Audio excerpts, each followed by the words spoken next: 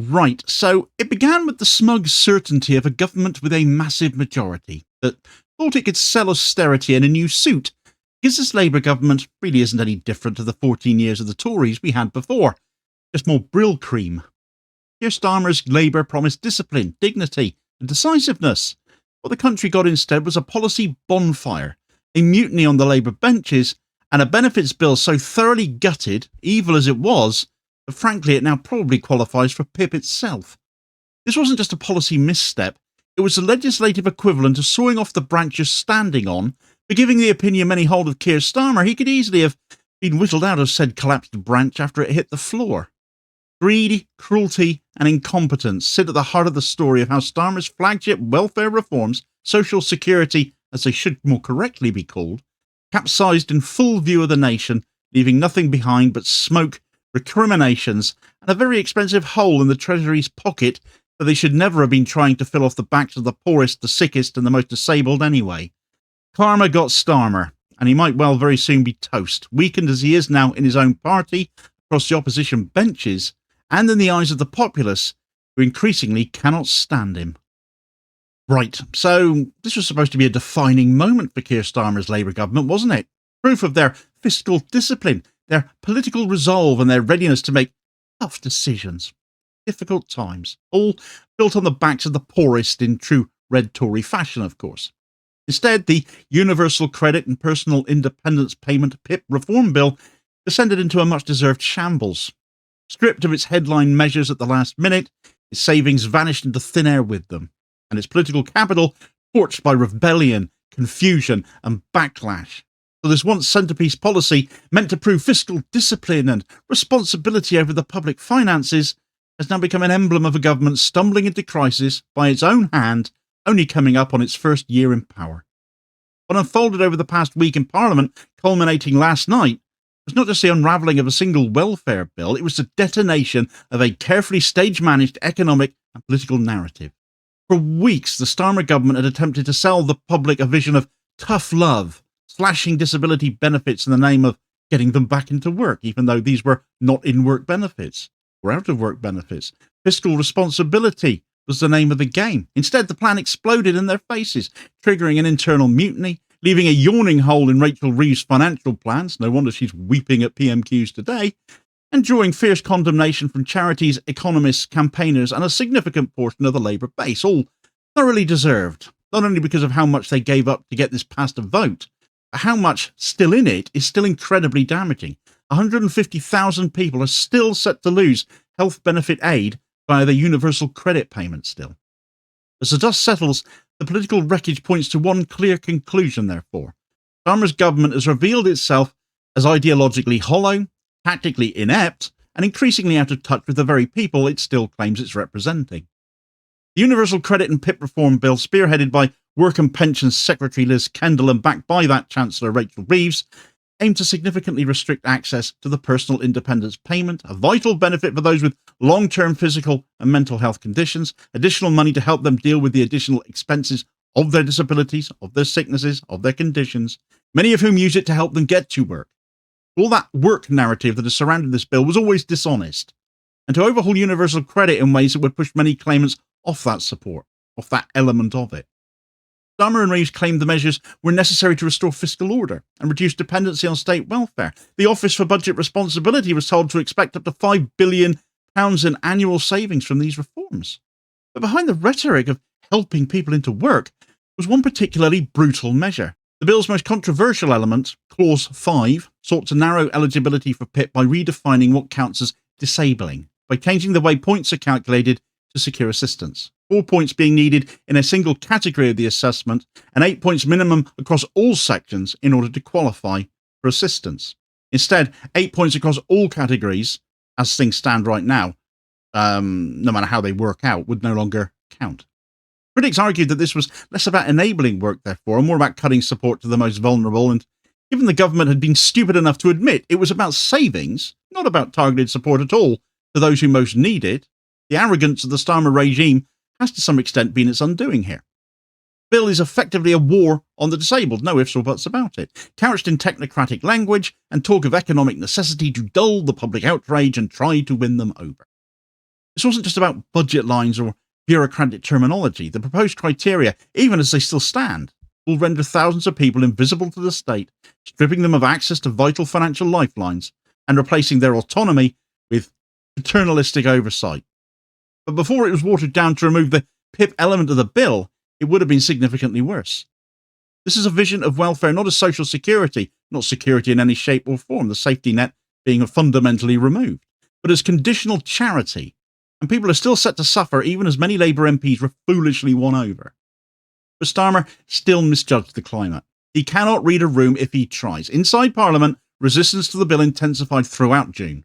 At least 126 Labour MPs at one point were publicly or privately opposing the measures, and major disability rights charities, including Mind and Scope, launched urgent campaigns warning of catastrophic consequences. Mind described the bill as having broken trust with millions of disabled people and condemning the legislative process as shambolic, a rushed attempt to bulldoze cuts through with as little scrutiny as possible. Outside Westminster, a groundswell of opposition grew. Disability advocacy groups held demonstrations across the country. Hashtags like Kill the Bill and No to PIP cuts trended for days. Letters poured into MPs' inboxes. Petitions soared into the hundreds of thousands of signatures. These were not fringe voices. They were those directly affected, speaking with clarity and urgency. They saw through the government's attempts to disguise cruelty as some sort of pragmatism.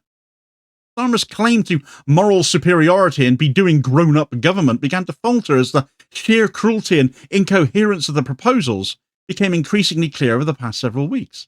The crescendo came last night, though, during the final Commons debate before the vote. Seeing the danger of losing a vote with such a large majority, DWP Minister Stephen Timms stood at the dispatch box and withdrew Clause 5 live on air, without prior warning, effectively gutting the entire bill of its most controversial and fiscally significant content, because at this point, the bill was no longer going to save the Treasury any money. This was where the savings were going to be made, in PIP, in the benefit that supports disabled people to live in dignity and be able to access work. Tim's explanation was as limp as it was revealing. We believe the time is not right, he'd mumbled, as if casually shelving a policy paper rather than detonating a central plank of government strategy. MPs were left stunned, with one describing the moment as a humiliation broadcast in real time. The vote did proceed, with the bill now essentially an empty shell, but the damage was done. Labour's largest rebellion to date under Starmer's leadership had been sparked. The final vote count, 335 to 260, masked the real story. A government win, but the internal revolt, opposition fury, and a completely discredited policy framework made it a bit of a Pyrrhic victory. Despite an attempt to kill second reading of the bill off, Starmer and Kendall having blinked via Stephen Timms into session and watering down the bill before the vote mid-debate, this was enough to see second reading still pass. News outlets like Squawkbox and Evolve Politics quickly published lists of the MPs who backed or opposed the bill, fueling public anger, sparking backlash, urging constituents to contact their representatives. What followed was not celebration, but confusion. MPs and the media scrambled to interpret what the bill still actually contained at this point. Nobody knew. It was a mess. Even civil servants reportedly struggled to piece together the remaining purpose of this. The suddenness of the retraction revealed a leadership fraying under pressure, willing to gamble parliamentary dignity in exchange for a temporary political escape. With Clause 5 withdrawn, the government's economic case collapsed overnight. The Financial Times and Money Week both confirmed that the projected £5 billion in annual savings had effectively evaporated. Treasury officials now estimate the bill will deliver no savings at all and may even cost the Exchequer £300 million more per year by 2029-2030. Not that I'm against spending on this. We should be supporting the disabled and the sick, and if they qualify by getting through an already really onerous application process, something I know plenty about as a carer to two disabled family members, making that worse to pinch from them, the government deserves every bit of negative press it is getting. Here's an interesting graph for those who are saying there are too many people applying and getting awarded disability. They can't possibly all be sick. This is from Full Fact, for the record, and what do you notice about it? What does that spike in the graph coincide with there? What did this country mishandle appallingly at that point in time? Well, this is, of course, the aftermath of the COVID-19 pandemic, the consequences of government incompetence once again, but this government has sought to just move the goalpost to get this figure down, rather than addressing properly the fact that a lot more people in this country are a lot more sick these days because of Boris Johnson telling us all to take it on the chin. Back to the here and now, though, and Labour's screw-up, the entire rationale behind the bill, its contribution to balancing the books, was now non-existent. What remains is the legislative equivalent of a ghost ship drifting with no destination and no purpose, a monument to failed economic strategy and political cowardice. Worse still, the government now finds itself having to plug this gap in a budget already constrained by self-imposed limits. Rachel Reeves and her stupid fiscal rules, which themselves make no sense at all. With Reeves having promised no return to borrowing and tax rises on the wealthy ruled out, the burden must therefore now fall elsewhere. So what is she going to hit in the autumn statement? Is it going to be education, local councils, housing? Or is it going to be another stealth attack and tax raid on working class communities? More cuts are guaranteed to come. Well, once again, what is also guaranteed is that we'll be the ones being told we have to pay more. The most vulnerable are still bracing for impact because they're not safe yet. They're not out of the woods yet, even though this bill has been hollowed out. But taxing the donor class will remain as it will always remain for politicians like this, firmly off the table. This is not a case of good intentions gone awry. It is economic vandalism wrapped in a thin veil of competence. A government that claims to be fiscally prudent that has just torched billions in projected savings for absolutely no policy gain at the expense of society's most vulnerable, and they did it live on television. They are now facing serious questions. Starmer especially is facing questions about his leadership style at this point, his judgment, his party management.